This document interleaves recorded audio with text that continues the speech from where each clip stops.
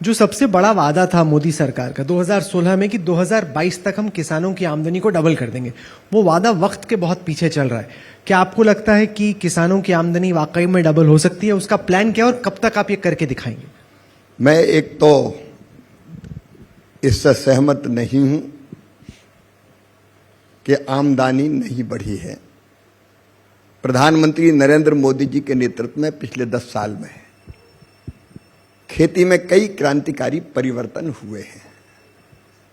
हमारी जो road map है और रणनीति है किसानों की आमदनी बढ़ाने की और उसके साथ साथ देश की खाद्य सुरक्षा सुनिश्चित करने की। आज हमारी आबादी 140 करोड़ है, ये बढ़ के 2047 तक 160 करोड़ हो जाएगी। और जब क्रय शक्ति बढ़ेगी तो खाने पीने की चीजों का उपयोग ज्यादा होगा, तो खपत ज्यादा होगी। तो उस दृष्टि से हमको अपने देश की जरूरतों को भी पूरा करना है। तो एक, किसानों की आमदनी बढ़ाने के प्रयत्न लगातार जारी रहें। दूसरे, हम देश की जरूरतों को भी पूरा करें। और अब तो संकल्प प्रधानमंत्री जी का है और हमारा सपना है कि भारत में क्षमता है दुनिया का फूड बास्केट बनने की। ना हम केवल अपनी बल्कि दुनिया की खाद्य जरूरतों को भी पूरा करें। उस दिशा में हम आज बढ़ रहे हैं। और मुझे कहते हुए प्रसन्नता है कि अकेले अगर मैं राइस की बात करूं तो 46,000 करोड़ रुपए का एक्सपोर्ट हमने किया है इस साल। हमारे सरबती गेहूं की धूम पूरे दुनिया भर में एमपी वीट के नाम से जाना जाता है, मचती है। तो संभावनाएं अनंत है एक्सपोर्ट की भी। और इसलिए हमारी रणनीति है, प्रधानमंत्री जी के नेतृत्व में, वो विजनरी नेता है और पिछले दिनों खेती के लिए उन्होंने बहुत कुछ किया है। हमारी रणनीति है प्रधानमंत्री जी के नेतृत्व में, नंबर 1 उत्पादन बढ़ाना, नंबर 2 उत्पादन की लागत घटाना, नंबर 3 उत्पादन के ठीक दाम देना, लाभकारी मूल्य देना सुनिश्चित करना, नंबर 4, आप जानते हैं कि ग्लोबल वार्मिंग के कारण, क्लाइमेट चेंज के कारण खेती और किसान पर कई तरह के खतरे आते हैं।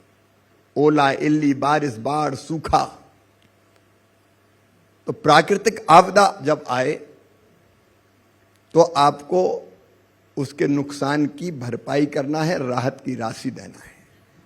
नंबर 5 जो बहुत इंपॉर्टेंट है, मैं बड़ी विनम्रता के साथ निवेदन करना चाहता हूं, परंपरागत खेती गेहूं चाहिए, हमको धान चाहिए, पैडी चाहिए, चावल चाहिए, लेकिन हमको डाइवर्सिफिकेशन की तरफ खेती के जाना पड़ेगा, जिसको मैं कहता हूं कृषि का विविधीकरण, वो हमको करना पड़ेगा।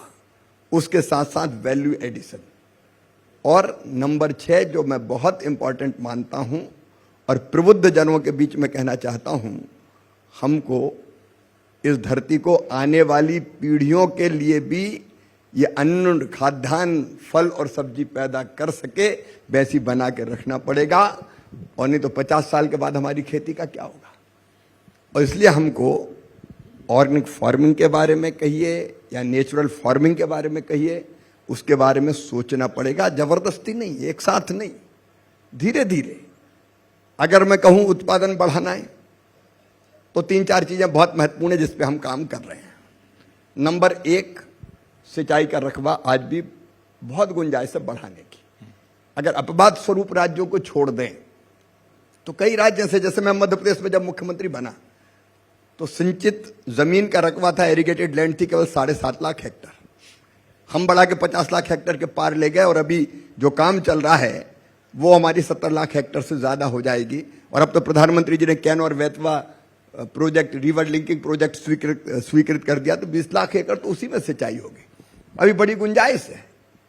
कई वो नदियां जिनमें खूब पानी है, उनके पानी को वहां ले जाया जा सकता है जहां पानी की कमी है।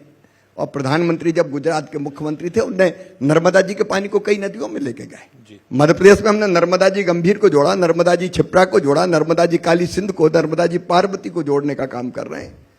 तो ये जरूरत है। नंबर 1 सिंचाई। दूसरी सबसे बड़ी चीज है बीज उत्पादन बढ़ाने के लिए। हमारे पास भारतीय कृषि अनुसंधान परिषद है, 5,500 वैज्ञानिक है, प्रयोगशालाओं में काम हो रहा है। उस काम को और दिशा देने की जरूरत है। अभी आपने देखा होगा पिछले दिनों प्रधानमंत्री जी ने 65 फसलों के 109 प्रजातियों के नए बीज रिलीज किए किसानों के लिए। जैसे बाजरे का एक बीज हमने बनाया, 70 दिन में फसल आ जाएगी, तैयार हो जाएगी। आमतौर पर बाजरा आता है 110 से लेके 120 दिन के बीच, समय बचेगा, जल्दी कटेगा, दूसरी फसल के लिए गुंजाइश होगी।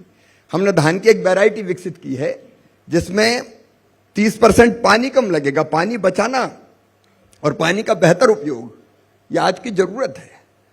अब उस धान की किस्में रुपाई नहीं होगी, धान की सीधे बुआई होगी, जैसे गेहूं की बोनी करते हैं तो पानी भर के मचाने की जरूरत नहीं पड़ेगी। हाथ से लगाते हैं तो मजदूरी ज्यादा लगती है। सीधे आप रुपाई कर दो और अगर उसमें खरपतवार आएगी तो एक स्प्रे आप कर देंगे, धान में कोई नुकसान नहीं पहुंचेगा, न जो उत्पादन होगा उस पर कोई फर्क पड़ेगा, लेकिन वो लीदा जो खरपतवार है वो खत्म हो जाएगा। ऐसी कई किस्में। तो मैं आपको बता रहा था कि हमको, क्योंकि बहुत विस्तार हो जाएगा नहीं तो हमको अच्छी वैरायटी के बीज लाना पड़ेगा। वैज्ञानिक हमारे सक्षम में काम कर रहे हैं, तो उत्पादन बढ़ाने के लिए करना पड़ेगा। लागत घटाने के लिए हमको कई तरह के उपाय, जैसे आज किसान कई जगह यूरिया हाथ से फेंकता है हमारा, कहीं ज्यादा जाता है कहीं कम जाता है। हम ड्रोन का इस्तेमाल करेंगे, नैनो यूरिया का इस्तेमाल करें, आधुनिक टेक्नोलॉजी का इस्तेमाल करेंगे तो कम लगेगा, अनावश्यक नहीं पड़ेगा, पैसा बचेगा। कई तरीके जो लागत घटाने का काम कर सकते हैं।